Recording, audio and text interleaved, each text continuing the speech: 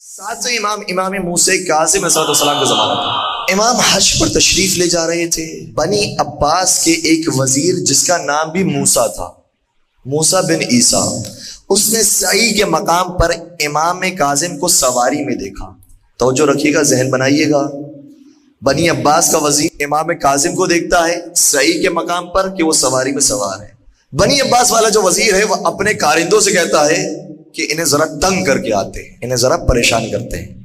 کہ پریشان کرنے کے لیے کیا کریں؟ کہا جو ان کے پاس سواری موجود ہے نا، جا کر یہ دعویٰ کر دو کہ یہ ہماری سواری ہے، تم نے چوری کی ہے۔ اب فتح کو یاد رکھیے گا، معاملہ چوری کا ہے۔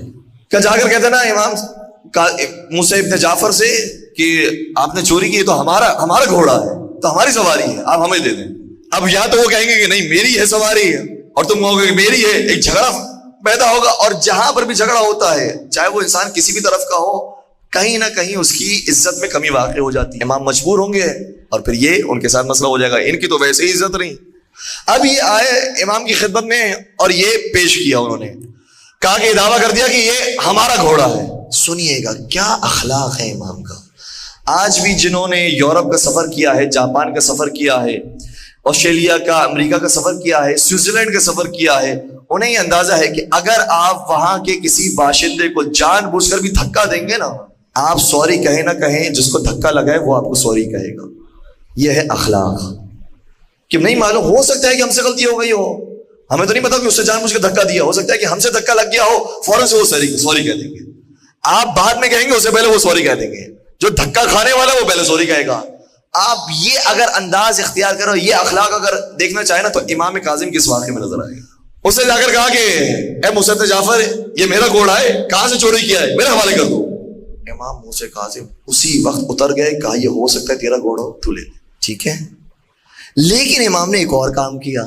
جب گھوڑا دینے لگے تو اس کی جو زین تھی، اس زین کو اتار کر اپنے پاس رکھ لیا۔ کہا یہ زین کے ساتھ ہے ہمارا گھوڑا، گھوڑے کے ساتھ زین بھی ہمیں دے دو۔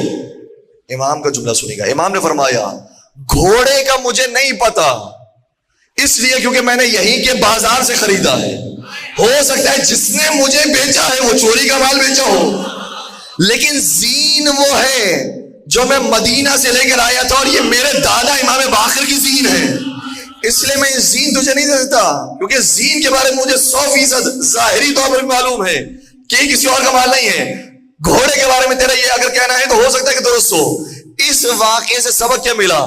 کہ اہل بیت ان ذوات مقدسہ کا نام ہے کہ اگر کسی مقدمے میں یہ کہہ دے کہ یہ چیز ہماری ہے تو 1% بھی احتمال نہیں ہوتا کہ وہ کسی دوسرے کی